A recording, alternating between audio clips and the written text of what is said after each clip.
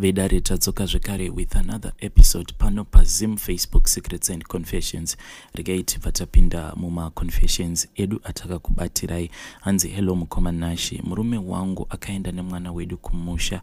Nao mwana uyu ava kungorwara zvandisiri kana kumbonzwisisa. Ndiri mukadzi ane kurwadzwa mukati nezvakaitwa nemurume wangu pamwana uyu. Chinondirwadza ndechekuti mwana uyu takamupiwa naMwari after 10 years mu marriage. Mufunge ndakafamba kwakawanda kuti ndikwanise kuita mwana uyu, asi zvese zvairamba kusvika tazongoti ngatingomirira nguva yaMwari. Handina mushonga wandisina kupakirwa kusasi, handina muteuro wandisina kunwa. Dzimwe nguva taikwanisa kunzimirirai kusvika 9 dzeusiku, tobva taburitswa panze, tobva tatanga kudirwa magate emvura. Apa zvinhu izvi taikwanisa kuzviitwa muna June, zvichinzi ndiko kunzi mukwanise kubatira pamuviri, but zvakaramba.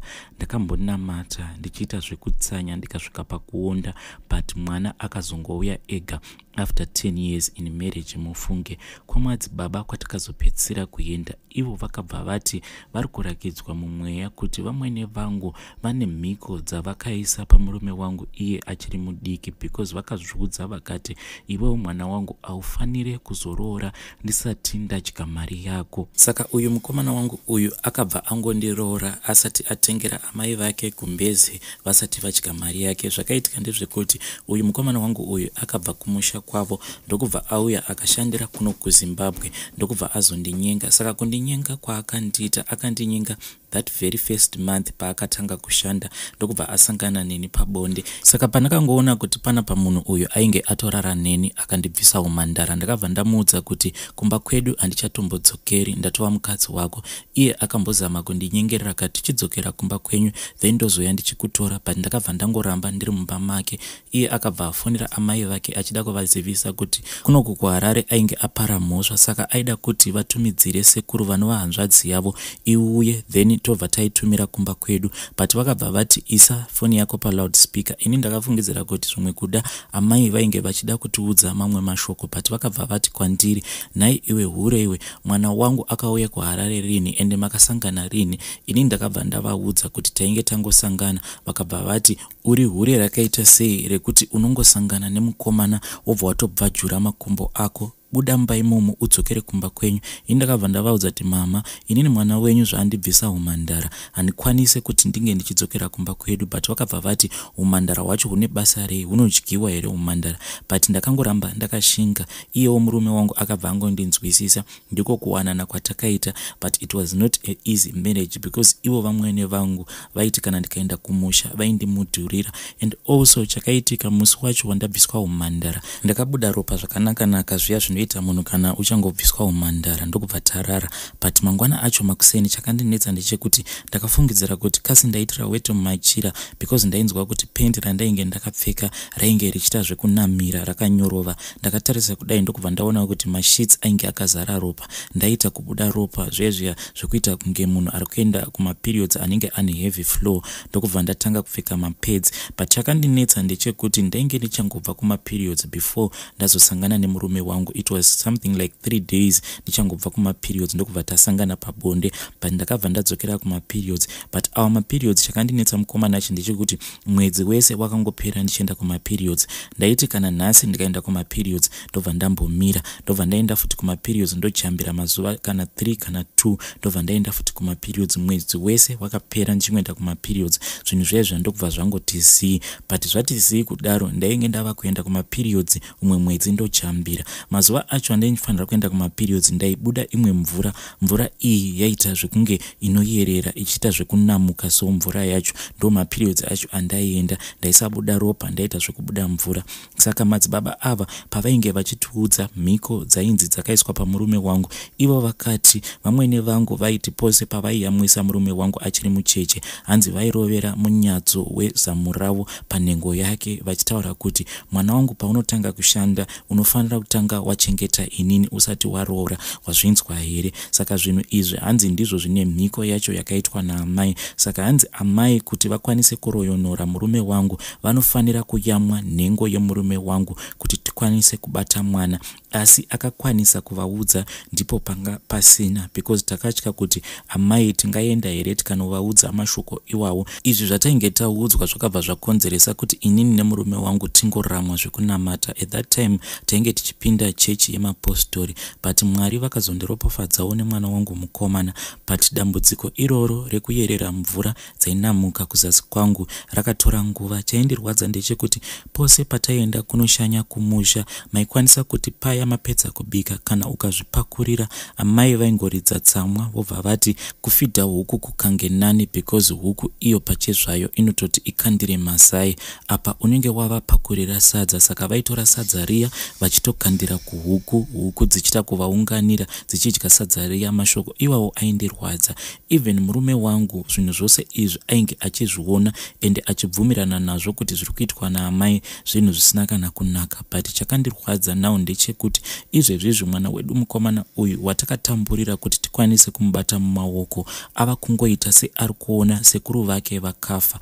Nyaya yangu yakatangira pakuti ini nemurume wangu tainge takatomboudzwa nemumwe muzukuru wangu, because kumhuri kwavo uku vanhu vose vanongoita zvinhu izvozvi zvechipostori. Saka muzukuru uyu akangoisa audio pafoni yangu ndokubva aforwardira zvekare sekuru vake vanova murume wangu, akati ndanga ndichikumbira kuti kana mwana uyu kana mukaenda naye muchida kuenda kunoona gogo, make sure kuti mwana iyeye hamumusii moga ana gogo, nekuti pane zvimwe zvinhu zvandiri kurakidzwa zvandisingakwanise kukubudirai pachena. Asi mwana uyu kana mukaenda naye kumusha, make sure kuti munodzoka naye, musamusiya ega ana gogo. But pavakundirwadza ndepekuti murume wangu uyu anoita zvekudhiraivha rimwe bhazi iri rinobva muHarare richienda kumusha kwavo. Saka iye kazhinji dzimwe nguva anokwanisa kutora mwana wedu uyu mukomana ofamba naye, because anomuda zvisingaite semwana wekuti takamuwana after tatambura. But iye akazodzoka asina mwana, ndokubva ndamubvunza kuti ko mwana mamusiya kupi? Iye akabva ati mwana ndamusiya namuchembere, because ndati ndiri ikoko muchembere vabva vandifonera vakati saka imimi munozama kundiudza here kuti hamudi kuti ndimbogara nemuzukuru wangu. Murume wangu iye anoti akasvika amai vakatomira pamashops, nekuti pamashops apa ndipo panogumira mabhazi ose. Saka amai hanzi vainge vakatomirira bhazi iri, ndokubva vapinda mubhazi vakabva vati kumurume wangu, muzukuru wangu wauya naye, zvawauya naye zvatava kuita ndezvekuti inini ndava kuenda nemuzukuru wangu nekuti ndamusuwa. Iwewe obva wadzokera hako kuHarare, paunozodzoka obva wazodzokera nemuzukuru wangu. And also izvezvi mukomanachi pane mamwe mashoko ava kubuda zvekare achibuda mumuromo mavamwene. Ivo vanongoti saka unoreva kuti mukadzi wako uyu wakamubvisira mazimari akawanda kuti angokuitira mwana 1 here, ko mwana iyeyu akamuka akafa uchati kudii? Saka mashoko iwavo ndakangoita zvekungoudzwawo neumwe muzukuru kuti gogo ndizvo zvavainge vachita zviri kundirwadza zvisingaiti. Saka mwana uyu paakasiwa kumusha nagogo, iye murume wangu ndakamubvunza kuti ko wani zvatakaudzwa nemuzukuru kuti mwana musiye ari ega nagogo? But iye akabva angoti nganditi mwana uyu iropa rangu, kana kuri kunzi amai vangu vanongoda kungondiroya zvinoreva kuti nemwana wangu zvekare vanokwanisa kungomuroya. But inini hana yangu haina kana kumbogara yagadzikana. Dambudziko rava kuitika nderekuti now mwana uyu ava ne1 week adzoka, but akangodzoka ndokubva atanga kutorwara. Anoita sekunge munhu akabatwa nemamhepo. Dzimwe nguva anokwanisa kungobuda mumba pakati peusiku achidanidzira zita ravasekuru vake vakashaya. Iye achitaura anoti inini nagogo takaenda paguva rasekuru. Zvinhu izvi anozvitaura paya paanenge achiita sekunge munhu akabatwa nemamhepo. Kana ava kuda kupedzisa kutaura, dzimwe nguva anokwanisa kungodonha pasi. Anogara achingopisa muviri wake, and also ari kuluza weight zvisingaiti. Ari kuita sekunge mwana asiri kutombodya zvachose. NeSaturday iyoyi yatadarika mukomanachi pakaitika zvimwe zvinhu zvakatishamisa ini nemurume wangu, because zvatinoita ndezvekuti kana kuri kunzi vakarenga kuno kuHarare, dzimwe nguva vanotadza kuzoka kumba. Saka ndinoita zvekuvaendesera dzimwe hembe and also chimwe chikafu. Saka takatogara mubhazi muya ainge ari masikati. Ivo vakangoti ko nhova yemwana zvairi kutamba, ko chiko chiri kuda kumboitika apa? Mwana watiri kutaura nezvake mukomanachi ari kutotena 7 years this year. Saka ndiri kukumbira kuti mundibvunze mutibvunzirewo kune vanenge vane ruzivo kuti zvinoitika here kuti mwana ane 6 or 7 years nhova yake ingotanga kutamba. Saka nhova yake payakatanga kutamba, muridzi webhazi rinodhiraivwa nemurume wangu iye ainge arimo, ainge atori mubhazi imomo. Saka isusu tainge tatopererwa kana kutarisa mwana taitotya kumutarisa because nhova yake yaitotamba sezvinoita nhova yekamwana kacheche. Iye akabva angoti torai bute kana kuti salt remagodo mobva mamukwiza panhova ipapo. Saka murume wangu akabva abuda ndokubva anotenga salt yaye yematombo. Takangokwiza mwana wedu salt iyoyo panhova pake, nhova yaye ikabva yatongomira kutamba. Saka izvi zvakaitika mukomana achitava kutya kuti ko kana nhova yemwana wedu ikaramba ichitamba hazvizokonzerese here kuti mwana uyu anozosvika pakufa. And also mukomana achindava kutya kuti zvimwe kuda vamwene vangu varoda kundikaurisa vobva vandityira mwana wangu iye ari iye ega. Please help me mukomanashi, tingaita sei kuti dambudziko iri ripere zvachose. And also zvatakaudzwa kunzi kuti murume wangu akwanise kurapirwa zvose zvaakaitwa namai vake, amai vanofanira kudya nhengo yemurume wangu. Ndatova pasituation yakaomarara mukomanashi, kunyange kudya chikafu hachisi kumbopinda zvachose because zvimwe zvinhu zvinotaurwa nemwana wangu hautombozvinzwisise pacho paanenge achiita kunge munhu akabatwa nemamhepo. Kana mukaposta nyaya yangu please ndiudzeiwo tikwanise kuzotevererawo mucomment section. Ndatenda. Vedare, iyi ndiyo nyaya yatakatumirwa navanzvadzi vedu. Zvakangooma hazvo vedu we, regai tibva taenda panyaya yedu inotevera. Anzi makadii mukomanashi, can you please my voice as it is, kana kuti munongoita zvekutaipa kana muine mukana. Inini nyaya yangu yakamira sekudai. Mukadzi wangu ari kudanana neumwe munhu wandinotoziva kuti munhu uyu ane chirwere. Ndiri murume anobvuma iye kuti akakanganisa marriage yake nekuda kwegirlfriend yandainge ndichidanana nayo at that time. Ndinobvuma kuti ipapa ndakatadza. Ndinoitwawo prosper havana. I am a father of 3, 2 girls and a boy. Zvadaro kuroora kwandainge ndakaita, amai vangu vakanga vasingadi musikana wangu iyeye, asi iye musikana uyu haana hake kuora moyo. Takashengerera tose. Amai vangu vakauya vakaita kumupaka mashoko asi iye ainge asingadairi.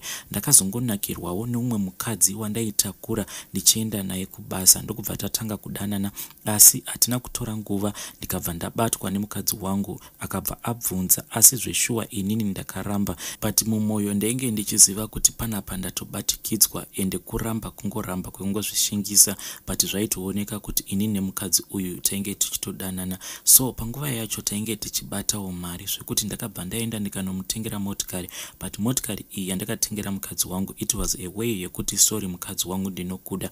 Iye akabva abvuma motikari iyaya ndokubva tatanga zvedu kugara tichiwirirana. Inini ndikabva ndasiyana nezvekuita magirlfriends, asi ndainge ndisingazivi kuti mukadzi wangu ainge atondiitira chigumbu mumwoyo make chaakachengetedza achida kuzondirwadzisa muzuva ranhasi, because mukadzi wangu akangotanga kungochinja slowly zvandainge ndisinganzwisisi. Panhau dzebonde aingoita zvekungokupa zvekuona kuti panapa ndiri kuita bonde nemukadzi wangu, but iye ari kungondipira bonde racho zviya zvezita, because waimubvunza kuti zviri kuita here ongoramba akanyarara. Kunyange ukapedza aisa kubvunza kuti mapedza here, aingosimuka obva anozvigeza obva apfeka hembe dzake obva apinda mumachira. Zvaitongovawo zviya zvekungoti zvangova zvekungopedza nanzara. Ndakazomutevera umwe musi mukoma ndokubva ndazomuona achinopaka motikari pane imwe kampani. Saka paakapaka motikari yake akapaka painge pakapaka imwe motikari yaiva panext naye. Saka iye akabva aburuka motikari make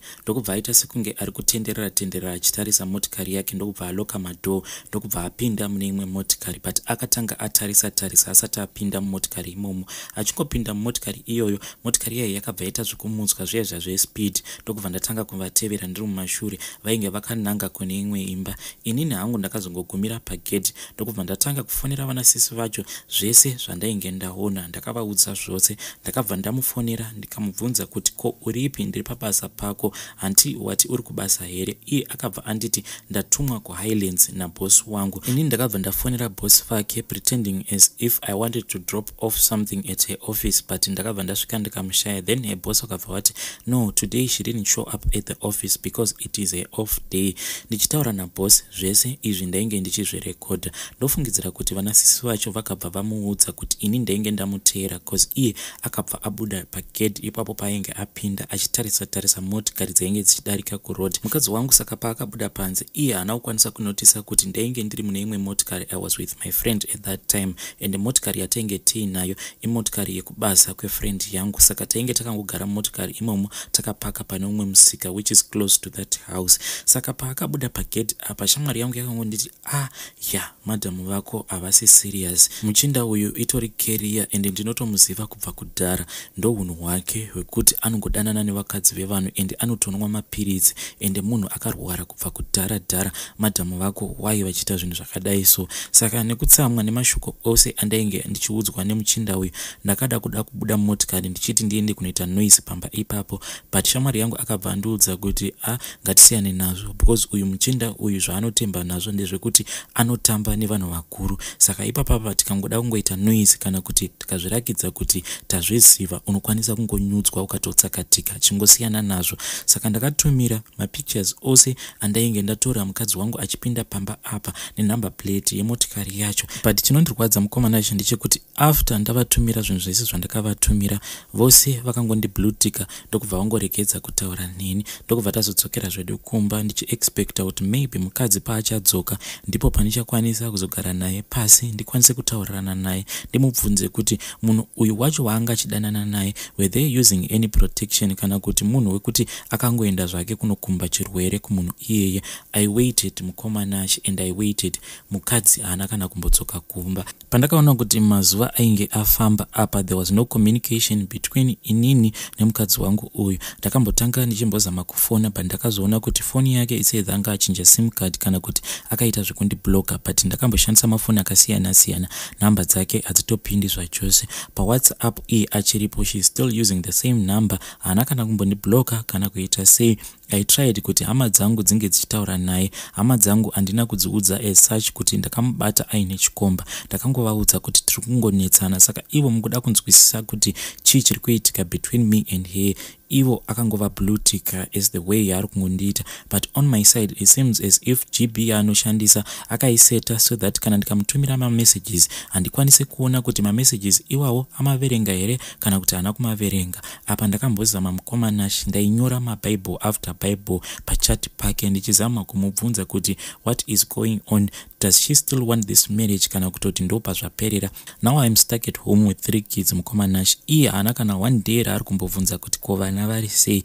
Ndiri kutya and I'm also keeping this secret from my family because I know kuti kana amai vangu vakangoziva kuti inini ndakachitwa nemukadzi and I found out kuti mukadzi ari kundihurira, amai vachangondiudza kuti handiti ndakambokuudza kuti musikana wako uyu siyana naye. Mukomanashi, I'm just asking for advice. Saka ndakazonzwa nemakohwa kuti uyu mukadzi wangu uyu ari kugara kumba kwasisi vake. Saka sisi vake ava ndakambozama kutaura navo pafoni, kana ndikafona ivowo futi havadaire, nyangwe paWhatsApp pacho nyangwe ndikavatumira mamessages havarespondi. Saka ndakazotaura nabanguru anova murume wavo ndikavaudza kuti banguru, is it true kuti mhuri yangu mugere nayo ikoko? Ivo vakabva vangoti madii mambotaurana naTsano. Saka ndakazotaurana naTsano, but Tsano pandakataura navo ndakavaudza kuti ndanzwa kuti mhuri yangu igere kwaamai guru. Ivo vakabva vangoti handiti ari kwasisi vake, saka manga mati kudii? Ndokubva vanyarara. Saka ipapo mukomanachi I don't know kuti ndopafambisawo sei because hama dzangu ndainge ndakatodzinyepera kuti mukadzi ndakarova ndokubva atiza akaenda kumba kwavo, yet inini chokwadi ndechekuti ndakamubata aine chikomba.